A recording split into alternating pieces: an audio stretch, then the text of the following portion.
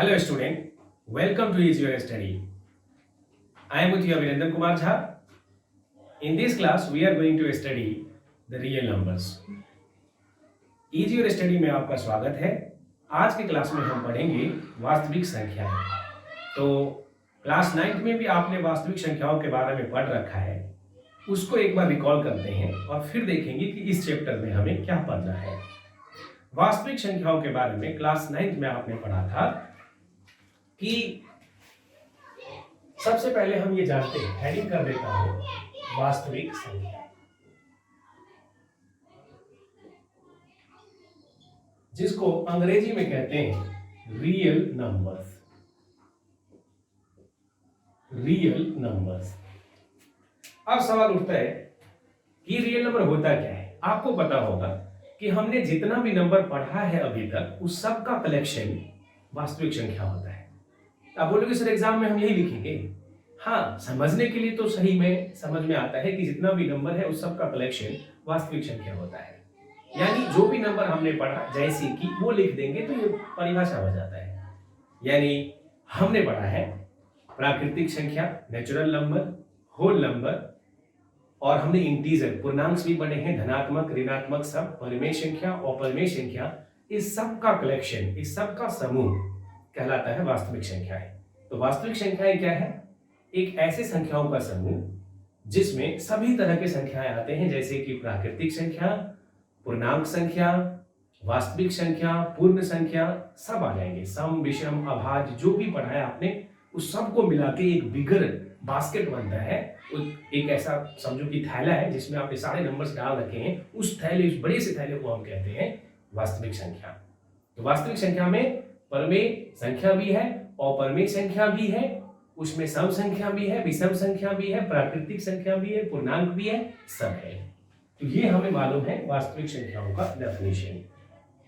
ठीक, अब उसमें दो सबसे इंपॉर्टेंट पार्ट था, परिमेय संख्या और अपरिमेय संख्या। तो वो भी हमें मालूम है। जो परिमेय संख्या होता है, जिसको हम अंग्रेजी में, मैं साथ साथ आपको कहीं कहीं पर जो इंपॉर्टेंट टर्म्स हैं इंग्लिश के वो भी बताता चलूंगा। वो हमें पता होना चाहिए जो आपको आगे काम आएगा। तो परिमेय संख्या, जिसको हम इंग्लिश में कहते हैं रैशनल नंबर, जिसको हम कहते हैं रैशनल नंबर, इसको कैसे डिफाइन करते हैं कि एक ऐसा नंबर जिसको हम लिख सकते हैं पी बाई क्यू के फॉर्म में, मतलब न्यूमरेटर बाय डिनोमिनेटर के फॉर्म में, जहां पर हमारा q नॉट इक्वल टू 0 होता है। ऐसे नंबर्स को हम परिमेय संख्या कहते हैं। हमें मालूम है 1/2, 1/3, 1/4 एटसेट्रा।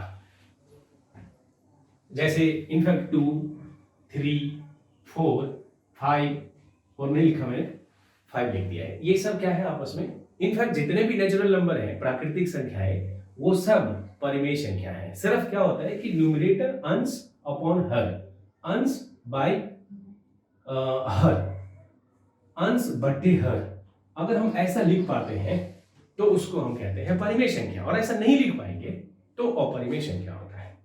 तो इस चैप्टर में पूरे में हमें क्या पढ़ना है वो देखते हैं।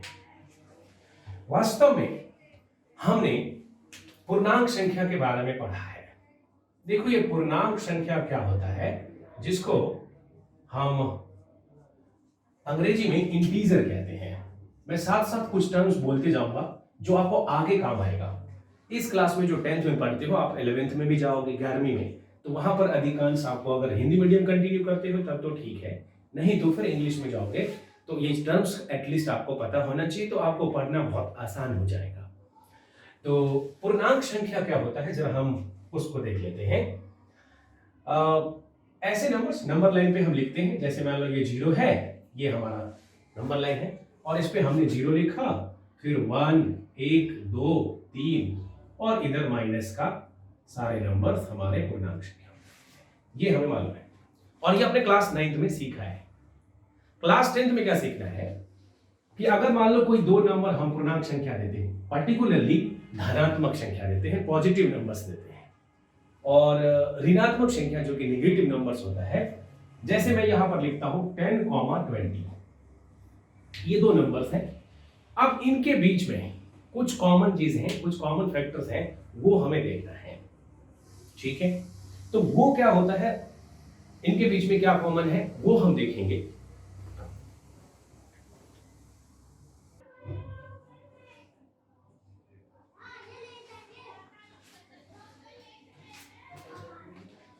तो यहां पर हम देखेंगे कि जैसे मैंने दो नंबर दिया 10 और 20, तो इसको अगर हम भाग करते थे तो फिर नॉर्मल जो आपको भाग करने का विधि है वो सब आपको आता है, लॉन्ग डिवीजन प्रोसेस आपको आता है।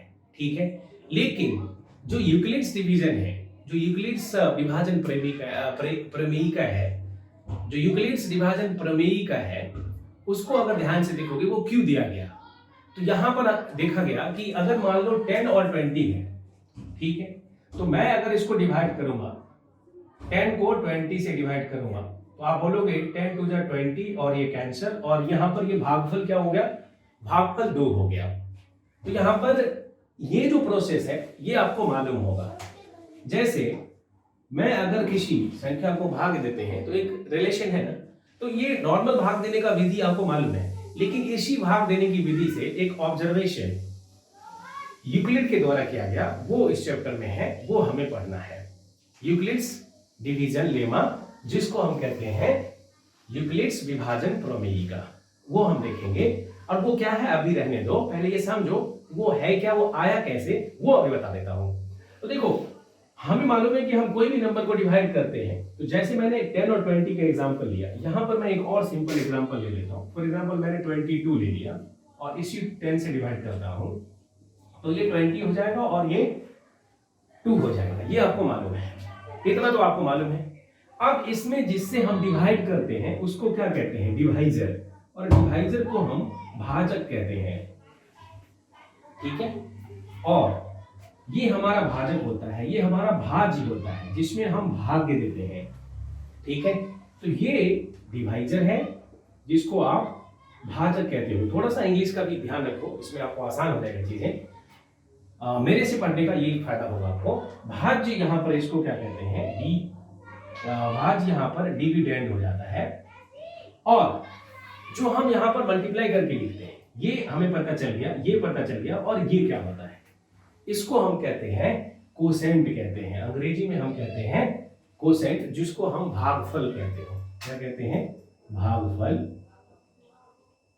और यहां पर ये शेष होता है, जिसको हम अंग्रेजी में रिमाइंडर कहते हैं। समझ आ रहा है, ये रिमाइंडर होता है, और ये हमारा भागफल है जिसको हम कोसेंट कहते हैं। QUOTIENT, quotient. ठीक है, तो ये चार चीजें, भाजक, भाज्य, भागफल और शेष, हमें मालूम है। इसके बीच में एक रिलेशन होता है, वो रिलेशन क्या था वो भी आपको मालूम होगा। भाज्य इज इक्वल टू, भाज्य इज इक्वल टू भाजक कॉमा भागफल प्लस शेष, ये होता है।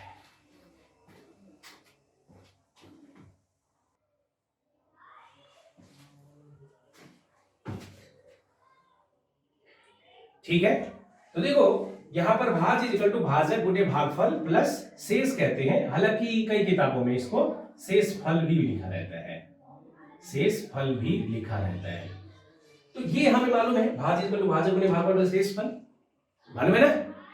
इन्हीं को, ये तो आप लॉन्ग डिवीजन जानते हो, ये आपको मालूम है। लेकिन यूक्लिड बैठा बैठा क्या सोच रहा था दिमाग में, कि दुनिया का कोई भी दो नंबर ले लो, लेकिन इसके बीच में कुछ ना कुछ तो कॉमन होता है। वो कॉमन क्या है वो जरा देखते हैं। उन्होंने ऑब्जर्व किया कि अगर मान लीजिए कोई भी दो नंबर दे दूं, जैसे मैंने आपको 10 और 22 दिया, तो उन्होंने बोला इसी चीज को जनरलाइज कर दिया। इसको आप कैसे पढ़ते हो, इसको भाग देने की विधि पढ़ते हो। ये कहते भाग सीखा है आपने, तो जो क्लास 1 2 3 पे से आप आगे बढ़ते आए हो, तो आप एडिशन, सब्ट्रैक्शन, मल्टीप्लिकेशन, पहले जोड़, घटाव, गुना, भाग सीखते आए हो। अब यहां पर आपने क्या किया है कि यहां पर उन्होंने बैठे बैठे एकदम पार्क में बैठे बैठे सोच रहे थे कि अगर मैं किसी दो नंबर को देखूं और उसको मैं भाग दूं, किसी भी दो नंबर को भाग मत दूं, ऐसा लिख सकता हूं। कोई भी दो नंबर दे, और उसमें ऐसा होना चाहिए कि एक नंबर छोटा होगा एक बड़ा होगा। तो मैं जैसे इसमें 22 बड़ा है 10 से, तो बड़े वाले नंबर को मैं, जो बड़ा वाला नंबर है उसको लिख सकता हूं छोटा वाला नंबर इनटू सम नंबर, यहां पर 2 आ रहा है, और सम अदर नंबर। तो उन्होंने इसको जनरलाइज करके बोला कि for any two positive integer, उसमें एक जो बड़ा नंबर है, मान लीजिए कि ऐसा 2 नंबर है ए और बी, मान लीजिए कि ऐसा 2 नंबर है ए और बी ऐसा 2 नंबर है। 2 नंबर मतलब यहां पर हम मान रहे हैं धनात्मक पूर्णांक, पॉजिटिव इंटीजर मान रहे हैं, और ये मान रहे हैं कि हमारा ए बी से बड़ा है, ए बड़ा है बी से, ठीक है। तो अगर ए बी से बड़ा है तो मैं यहां पर इसको यहां लिख रहा हूं, इस ए को, इस बड़े वाले को लिख सकता हूं छोटा वाला इनटू सम कोसेंट, मतलब कुछ ऐसा भागफल क्यू, कोई अदर नंबर प्लस आर। इनफैक्ट ये इसी को चुड़ाया उन्होंने, इसी से जनरलाइज किया और अपना थ्योरम डाल के दुनिया में अमर हो गए, ठीक है। हालांकि सुधार नहीं कहते, दिस इज द ऑब्जर्वेशन, ये पार्ट होता है रिसर्च का कि अगर कोई काम हुआ है तो हम उसमें से ऑब्जर्व करके नई चीजें दे सकते हैं। उन्होंने जनरलाइज कर दिया, और क्लास 10th में हम जो सबसे पहले पढ़ते हैं और जो हमें सबसे मुश्किल लगता है, और कई किताबों में तो कई टीचर भी छोड़ देते हैं इसको, मेरे साथ ऐसा नहीं होगा, आपका कुछ भी छूटेगा नहीं, सब कुछ कंप्लीट होगा A to Z, अंडरस्टूड। तो यहां पर हमने देखना है कि ये जो a plus b Q plus r है, इसका ओरिजिन यहीं से है, ये भाज इक्वल टू भाजक गुने भागफल प्लस शेष। ऐसा उन्होंने देखा कि कोई भी 2 नंबर है, अगर उसको मैं डिवाइड करूंगा तो ये तो होता है, तो उन्होंने इस तरह से इसको जनरलाइज कर दिया कि छोटा 2 नंबर दे दो, कोई भी 2 नंबर ए और बी, तो बड़े वाले नंबर इज इक्वल टू छोटा into some constant some any number q plus r. अब ये रिमाइंडर आर क्या होता है ये भी हमें मालूम है, उन्होंने रिमाइंडर की भी कंडीशन दे डाली, और कहां से डाली, यहीं से। जो भी ये रिमाइंडर होगा, जो शेषफल होगा, वो शेषफल हमेशा अपने भाजक से छोटा होता है। तो ये जैसे 2 है, आप क्यों यहां पर रुक गए, भाग करना बंद कर दिए, इसलिए क्योंकि ये छोटा हो गया, हम फर्दर इसको भाग नहीं कर सकते हैं, इसलिए क्योंकि ये छोटा है। यानी रिमाइंडर हमेशा जिससे हम भाग देते हैं उससे तो छोटा ही होता है, या इस केस में वो 0 हो जाएगा। यहां पर जो शेषफल है वो 0 है, और यहां पर जो शेषफल है वो ये 0 है, यहां पर जो शेषफल है वो 2 है। तो हम क्या देख पा रहे हैं कि जिससे हमने डिवाइड किया उससे तो छोटा है, तो यहां पर हम एक कंडीशन डाल सकते हैं कि जो ये शेषफल है इसका कंडीशन हम यहां से डाल सकते हैं कि या तो वो 0 हो सकता है, इज इक्वल टू 0, या फिर जिससे हम डिवाइड कर रहे हैं उससे हमेशा छोटा होगा। यानी हम डिवाइड किससे कर रहे हैं, बी से, छोटे वाले से डिवाइड कर रहे हैं, ठीक है। तो उन्होंने ये कंडीशन भी दे डाला, और यही दोनों ऑब्जर्वेशन जो कहां से आया है, यहां से आया है, भाज इक्वल टू भाजक गुणे भागफल शेष। अगर ये याद है, ये तो आपको याद है, ये आपने पढ़ रखा है, ये याद है, तो जो यूक्लिड का विभाजन प्रमेय का है वो आपको याद करने की जरूरत नहीं है, वो वही है, लेकिन वो किसके लिए, कोई जनरल 2 नंबर ए और बी के लिए है। तो ए और बी अगर कोई 2 नंबर है तो उसको हम लिख सकते हैं a equal to B Q plus r, a equal to B Q plus r, जहां पर a सबसे बड़ा वाला और b जिसे हम डिवाइड करते हैं, छोटे वाले से ही तो डिवाइड करते हैं हमेशा, ठीक है। बड़े वाले को डिवाइड करेंगे तो फिर डेसिमल आ जाता है, दशमलव आ जाता है, वो अलग चीज है, ठीक है। डेसिमल एक अलग तरीका है, अलग मेथड है, वो अलग चीज है। लेकिन हम बात कर रहे हैं पॉजिटिव धनात्मक संख्या की, जहां पर हमें बड़े वाले से छोटे वाले को डिवाइड करना होता है, और हमेशा a is equal to B Q plus r के फॉर्म में लिखेंगे। तो ये r जो होगा उसके लिए भी हमने जाना कि 0 से b में होगा, 0 से b क्यों होगा ये भी हमने जाना, क्योंकि जो शेषफल है या तो 0 हो सकता है, या जिसे भाग देते हैं उससे हमेशा छोटा होगा। फाइन, तो आई होप सो कि आपको मैंने फाउंडेशन यहां पर क्रिएट कर दिया कि ये जो आगे यूक्लिड्स डिवीजन लेमा सीखने वाले हो उसका क्या बैकग्राउंड है वो हमने बता दिया है, ठीक है। पढ़ेंगे आगे, बढ़ेंगे आगे। तो मैं अब आगे आपको बताने जा रहा हूं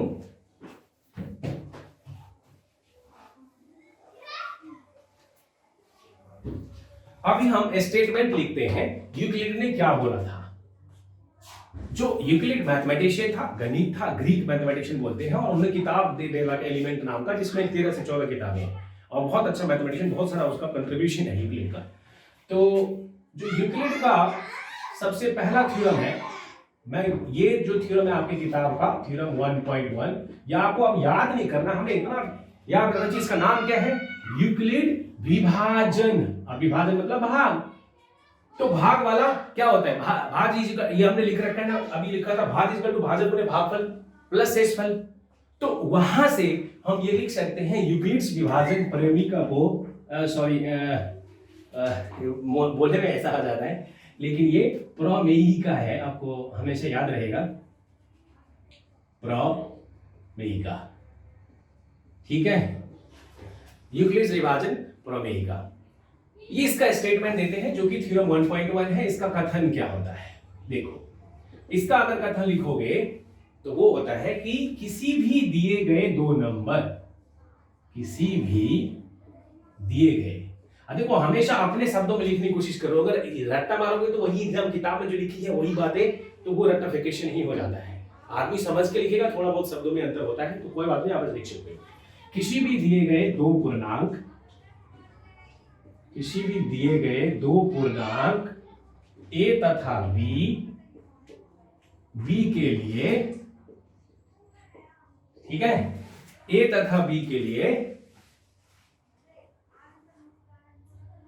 दो अलग संख्या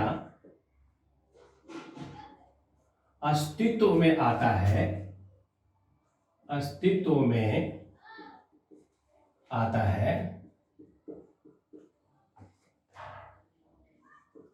मान लीजिए Q और R, मान लीजिए Q तथा R, ये Q और R मान लीजिए, मैंने बोला दो अलग संख्या आएगा, A और B के लिए दो अलग संख्या आएगा, कौन सा, Q और R, जो मैंने यहां लिखा है A और B के लिए। देखिए यहां पर दो संख्या है A और B के लिए, ये A है और ये B है, तो A और B के लिए दो संख्या अस्तित्व में आता है, वो दो संख्या क्या है, Q तथा R, ठीक है। तो इसको जरा हम देखेंगे कैसे लिखेंगे, Q तथा R आता है इस प्रकार कि A is equal to B Q plus r, A is equal to B Q plus r, जहां पर क्या लिखते, A is equal to B Q plus r, जहां पर 0 less than R less than B, ये आता है, ठीक है। तो यही कंडीशन है, ये लिख देना, ये कथन है किसका, यूक्लिड्स विभाजन प्रमेयिका का। कुछ भी इसमें याद करने की जरूरत नहीं है, आपको सिर्फ समझना है कि इसका नाम है यूक्लिड विभाजन प्रमेयिका। तो विभाजन के लिए क्या पढ़ रखा है आपने, भाजक गुणे भागफल प्लस शेषफल, ये आपने पढ़ रखा है, बस a is equal to b q plus r, जहां पर ये कंडीशन लिखना ना भूलना, कई बार बच्चा यहां तक लिख लेता है, ये भूल जाता है, ये डालना है 0 less than r less than b। इसका मतलब होता है रिमाइंडर या तो 0 होगा या 0 से बड़ा होगा, लेकिन जिससे डिवाइड करते हैं उससे छोटा होगा, ये उसका मतलब है, ठीक। सो आई होप सो ये आपको अच्छे से समझ में आ गया होगा। अब सवाल उठता है कि सर इसका यूज क्या है, क्या दे के उसने क्या तीर मार दिया, मतलब ये हमें पढ़ने के लिए दे दिया और अलग से इसको याद करो फिर उसको प्रूव करो, ऐसा क्या है। सच बताऊं तो इसका यूज भी है, ऐसा नहीं है। इसका यूज है HCF निकालने के लिए, इसका यूज है HCF, जिसको आप हाईएस्ट कॉमन फैक्टर अंग्रेजी में कहते हैं और महत्तम समापवर्तक हिंदी में कहते हैं, ठीक है। तो ये आपको मालूम है कि HCF निकालने के लिए अब पता चल गया कि HCF निकालने के लिए यूज करते हैं, लेकिन क्या इतना ही उचित है, नहीं। जब कंप्यूटर का प्रोग्राम लिखा गया तो सबसे पहला प्रोग्राम इसी को यूज करके लिखा गया, क्योंकि कंप्यूटर को प्रोग्राम को लॉन्ग डिवीजन प्रोसेस समझ में नहीं आएगा, क्योंकि लॉन्ग डिवीजन प्रोसेस में आपको कंप्यूटर के प्रोग्रामिंग के लिए एक सिंपल लैंग्वेज की जरूरत होती है। कंप्यूटर अपनी, जैसे हम लोग खुद सोच के बोल सकते हैं, वैसा कंप्यूटर को हमें ही प्रोग्राम देना पड़ता है और वो प्रोग्राम लिखना पड़ता है।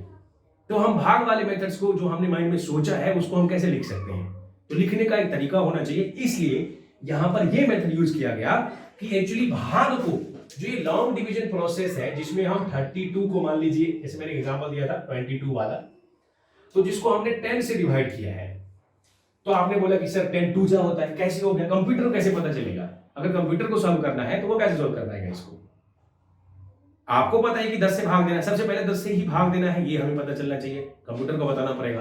तो जो कंप्यूटर की लैंग्वेज है उसमें सबसे पहला प्रोग्राम इसी को लिख के यूज किया गया, इसलिए क्लास 10 में ये है। और समझना भी जरूरी है कि क्यों जनरलाइजेशन जरूरी है, क्योंकि कुछ मेथड्स है जो आपने सीख रखा है, जिसको आप ट्रिक्स बोलते हो, जैसे इसमें भाग देने वाला, आप 10 2 जब पढ़ते हो तो कंप्यूटर को तो बताना पड़ेगा, तो यहाँ 20 हो गया, फिर यहाँ से सब्ट्रैक्ट करना है तो ये भी कंप्यूटर को बताना पड़ेगा, फिर यहाँ पर ये रिमाइंडर 2 आएगा, ये रिमाइंडर है, हमें बताना पड़ेगा, कब रोकना है ये भी हमें कंप्यूटर को बताना पड़ेगा, कब रोकना है उसके लिए ये कंडीशन है कि आपका आर जो है जिसे हम डिवाइड करते हैं उससे छोटा होना चाहिए, कंप्यूटर लेस देन समझ सकता है, ठीक है, इसलिए इसका इंपोर्टेंस है यूक्लिड विभाजन प्रमेयिका का। तो I hope so all of you have understood this. अंग्रेजी बोल देता हूँ बीच बीच में, कोई बात नहीं, थोड़ा थोड़ा करके करोगे इंप्रूवमेंट हो जाएगा, और इंग्लिश की क्लासेस भी हम अलग से देंगे आपको, वो भी आपके लिए फायदेमंद है। आगे आप हमसे जुड़ेंगे तो आपको इस लेक्चर के अलावा भी और भी आपको कंटेंट, जैसे कि हमने इंग्लिश का भी आपको कराना है, तो इंग्लिश अगर आप चाहें तो वो डिमांड पे होगा, आपकी डिमांड पे आपको इंटरेस्ट है वो भी हम करा देंगे, क्योंकि आगे आपको काम आने वाला है, ठीक है। लेकिन ये मैथमेटिक्स हम पढ़ेंगे अच्छे से, एक ही चीज करेंगे, कोई दिक्कत नहीं है। मुश्किल से मुश्किल चैप्टर, कोई भी चैप्टर जो आपको मुश्किल लगता है वो यहाँ पर आसान होगा, क्योंकि आप हैं एजी रजिस्टर पे, बढ़ेगा।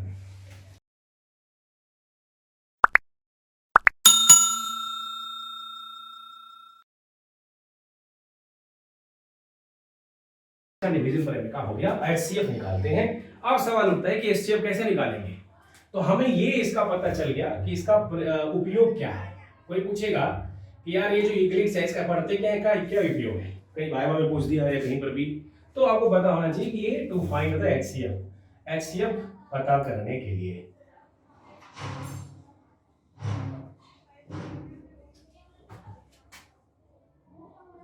देखो हर बार महत्तम समावर्तक लिखने की जरूरत नहीं है, महत्तम समावर्तक हर बार मत लिखो, एचसीएफ भी लिखो, इतना मैं बता रहा हूँ आपको, और किताबों में भी ऐसे, आपके एनसीईआरटी में भी ऐसे लिखा हुआ है, ठीक है। और सबसे पहला प्रोग्रामिंग में यूज की गई, ये भी आपको। अब हम देखेंगे एचसीएफ निकालेंगे कैसे सर, तो उसको निकालने के लिए स्टेप्स है। जो पहला स्टेप है वो क्या है, जो पहला सबसे पहले मतलब पहला स्टेप मतलब सबसे पहले क्या करेंगे, तो देखो वो क्या है कि कोई भी दो नंबर देगा, मान लीजिए ए और बी, तो उसमें हम ये आइडेंटिफाई करेंगे कि ये पहले मानेंगे ए ग्रेटर देन बी, और अगर आप मान लेते हो तो बड़ा वाला इज इक्वल टू छोटा वाला, और कोई क्यू आएगा और प्लस आर आएगा। पहले तो हम ये लिख लेंगे, जो भी नंबर आएगा A is equal to B Q plus R, ठीक है। तो ऐसा कर सकते हैं उसको, और वो हम लिखें कैसे, एक्चुअली में वो लॉन्ग डिविजन प्रोसेस है। सर हमें कैसे पता चलेगा कि क्यू और आर आएगा, अब डिवाइड कर लेना यार। जैसे मैंने 10 और 22 दे दिया, अब मैंने बोला कि मुझे इसको लिखना है, तो क्या लिखोगे, तो बोले सर बड़ा वाला क्या है, ये छोटा वाला क्या है 10, ये तो बोला अभी।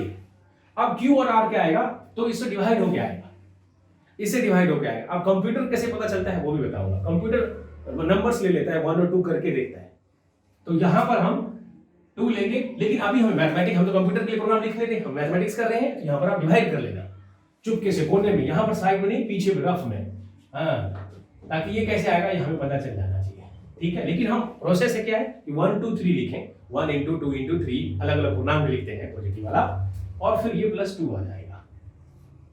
तो ऐसा लिखो, ऐसा नहीं कि किसी ने 10 into 1 + 2 लिख दिया तो 12 भी लग जाएगा, तो हमें तो लिखना है 22, तो ये दोनों तरफ बराबर होना चाहिए, इसलिए ये वाला में बराबर हो रहा है 22 इज इक्वल टू ये वाला आरएचएस, ये जो हमारा एलएचएस है वही हमारा आरएचएस है, बाह्य पक्ष और दाह्य पक्ष दोनों ही बराबर होना चाहिए। अब यहां पर हम लिख देंगे, ये तो हमेशा आएगा 0 less than r less than b, मतलब जिसे डिवाइड करते हैं ये वाला चीज तो हमेशा आएगा कोडिंग में, ऐसा लिख लेना पहला स्टेप। दूसरा स्टेप क्या आता है इसमें, दूसरा स्टेप क्या आता है वो देखते हैं।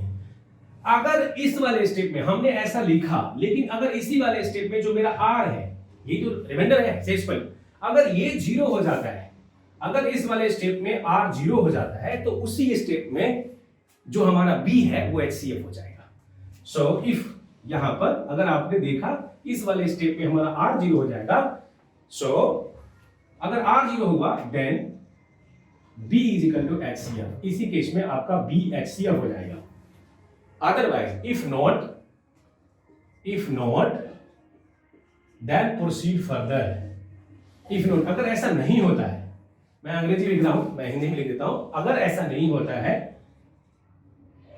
यदि ऐसा ना हो, शॉर्ट में लिख देता हूं, यदि ऐसा ना हो तो, अगर ऐसा ना हो तो क्या करेंगे, फिर से करें पुनः,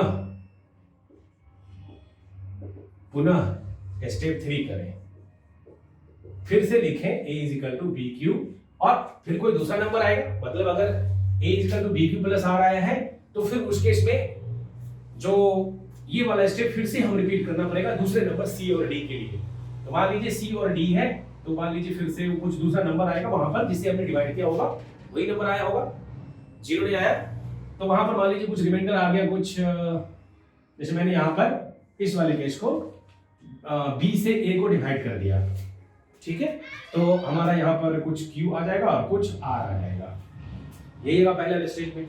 अगर r 0 हो गया तो b तो हो गया, बात खत्म, HCF आ गया। अगर नहीं आया तो r के अलावा कुछ आया होगा, कुछ तो आया होगा ना, मान लीजिए कि ये हमारे को c आया, कुछ आया होगा, r नहीं आया तो कुछ c आया, तो अब हो जाएगा c और b के लिए, और c रिमाइंडर है तो इस केस में b हमेशा c से बड़ा होगा, तो फिर से ये स्टेप कंप्लीट हो जाता है और हम लिखते हैं b इज इक्वल टू बड़े वाला इज इक्वल टू छोटा वाला रिमाइंडर c प्लस, और कुछ फिर इस केस में भी रिमाइंडर आ जाएगा और इसमें भी कुछ कोशेंट आएगा, तो मान लीजिए q ही है और फिर से कुछ रिमाइंडर r आ जाएगा, ठीक है। तो ये स्टेप्स हम लिखते रहेंगे, लेकिन इस केस में हमने किसके लिए किया है, c और b के लिए किया है, तो ये जो इस वाले केस में दूसरे स्टेप में यहाँ पर जो रिमाइंडर 0 हो जाएगा तब तो कोई बात नहीं है, तो उसका कंडीशन होगा, इस बार हमने डिवाइड किससे किया है, c से किया है, तो वो ये कंडीशन हो जाएगा। तो ऐसा चलता रहेगा, तब तक चलता रहेगा जब तक रिमाइंडर 0 ना आ जाए, ठीक है। तो यही एक प्रोसेस है। तो प्रोसेस क्या है, सबसे पहले भाई कोई a और b दो नंबर दिया है, a is equal to b के प्लस r लिखना है, r का कंडीशन है 0 less than r less than b। फिर उसके बाद हम देखेंगे r 0 हो रहा है, r 0 हुआ HCF, अगर नहीं हुआ तो फिर से उस रिमाइंडर से फिर से एक बार स्टेप कंटिन्यू कर देना, जो हम जैसे HCF में करते हैं, तो वो फिर से एक बार हमें भाग देना पड़ेगा। अभी हम देखते हैं, कुछ एग्जांपल लेते हैं, ये वाला स्टेप हम लगा के कैसे HCF निकालेंगे। अब आप जानना चाहते होंगे कि कैसे हम निकाल रहे हैं, चलिए कुछ एग्जांपल लेते हैं, इसको नोट कर लेना, इसको वीडियो पॉज करके अच्छे से लिख लेना, एक नोट्स बना लो, रिवीजन हो जाएगा।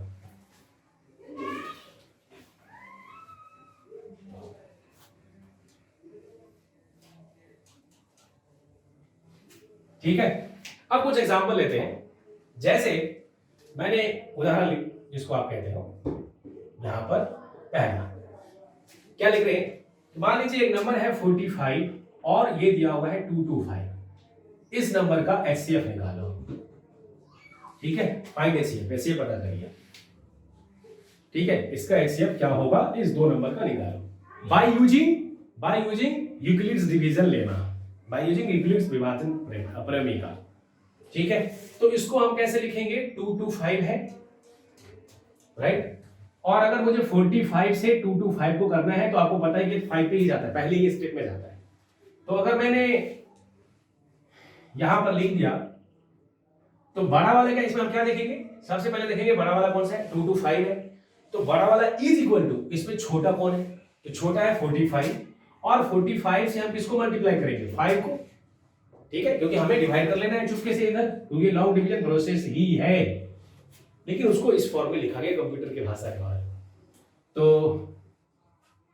इसको 45 से डिवाइड करेंगे तो ये हो जाएगा 5, ये कैंसिल हो जाएगा, तो यहां पर हमें मिला 5 और प्लस रिमाइंडर क्या हो गया 0, तो इसी पहले ही स्टेप में हमें मिल चुका है, पहले ही स्टेप में हमें यहां पर HCF क्या हो जाएगा, HCF 45 हो जाएगा, क्यों 45 होगा, क्योंकि यहां पर रिमाइंडर 0 हो गया, ये जो शेषफल है वो हमारा 0 हो गया, तो चूंकि शेषफल 0 हो गया इसलिए हम कहेंगे इस स्टेप पे जो हमारा भाजक है वो 45 है और वही HCF है, ठीक है। और एक एग्जांपल लेते हैं,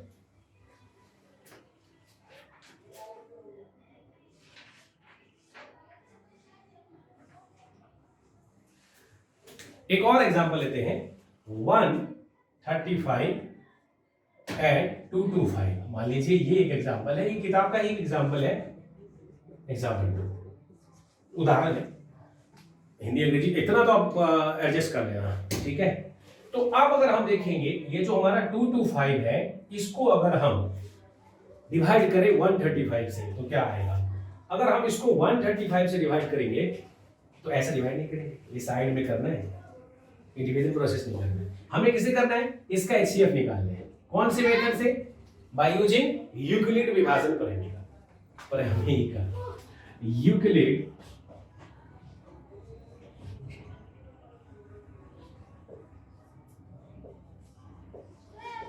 विभाजन प्रमेय का, इससे करना है।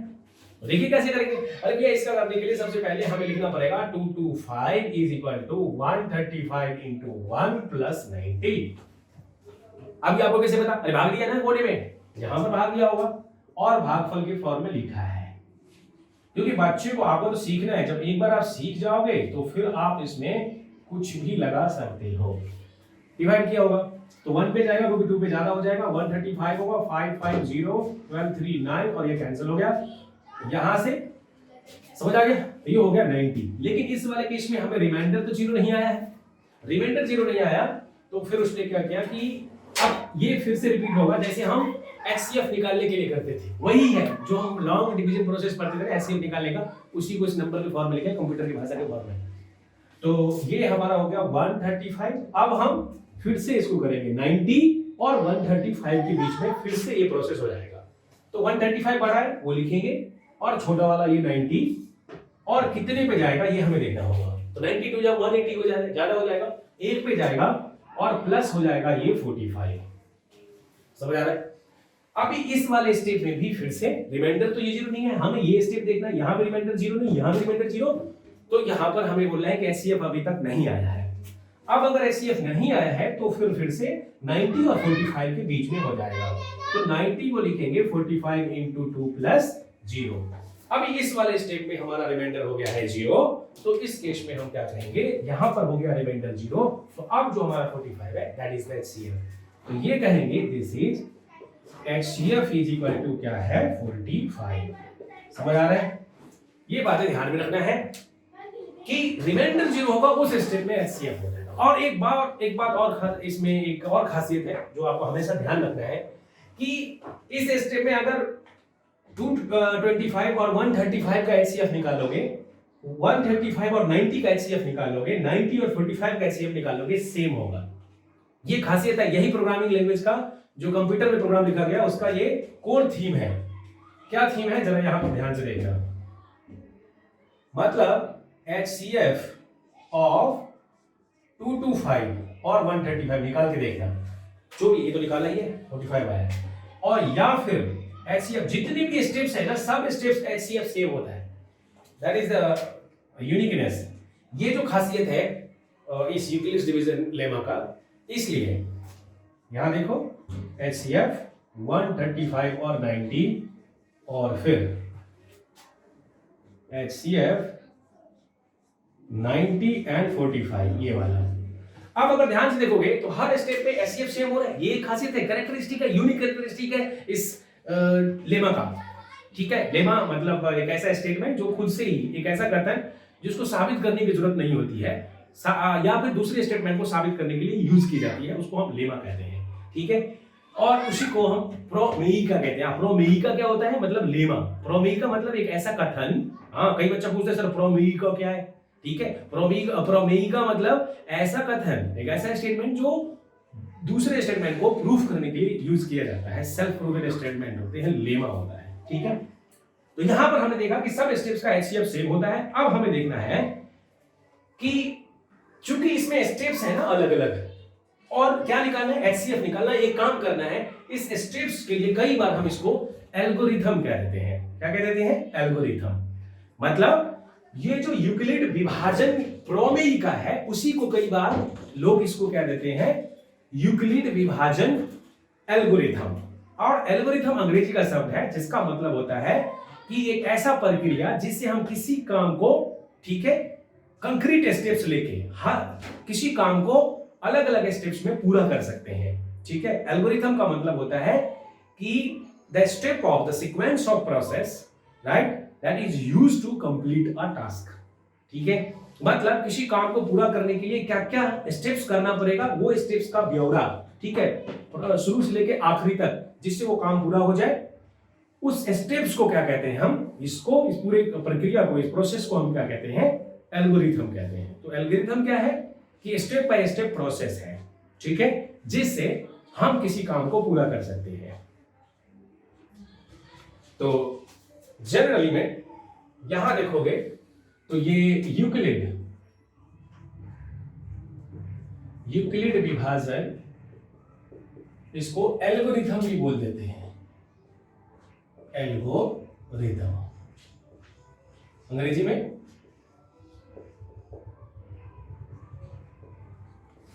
ठीक है, समझ आ गया? तो दोनों ही चीजें आपको आता रहेगा इसमें। इसको अंग्रेजी में कहते हैं UCLIDS। देखो थोड़ा सा हिम्मत कर लो, मैंने इसलिए ये लेक्चर बनाया दिया है आपको, इस फॉर्म में दे रहा हूं कि आपका एक लेवल जो है वो इंक्रीज हो जाए, आपको इंग्लिश से डर नहीं लगे। क्योंकि आगे आपको 11th 12th में मोस्टली बच्चे अगर इंग्लिश मीडियम में जाओगे तो फिर आपके लिए आसान हो जाएगा चीजें। नहीं, हिंदी मीडियम में कंटिन्यू कर सकते हो, लेकिन ज्यादातर बच्चे प्रैक्टिकली तो इंग्लिश मीडियम में जाते हैं 11th 12th में, 11वीं 12वीं में। तो इसलिए मैं ये यहां पर दे रहा हूं, साथ साथ दे रहा हूं, इसलिए इसे जरूर देख लेना शुरू से आखिर तक। Euclid's division lemma.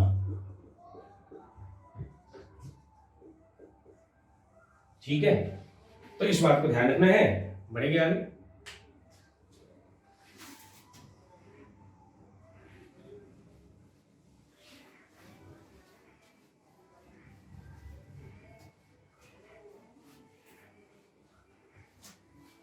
तो अगले क्लास में हम सॉल्व करेंगे अंक गणित की आधारभूत प्रमेय, जिसको हम कहते हैं fundamental theorem of arithmetic. So see you in the next class. Exercise की प्रॉब्लम भी करेंगे हम अलग से, तो उसका भी वीडियो आपको मिल जाएगा। Thank you.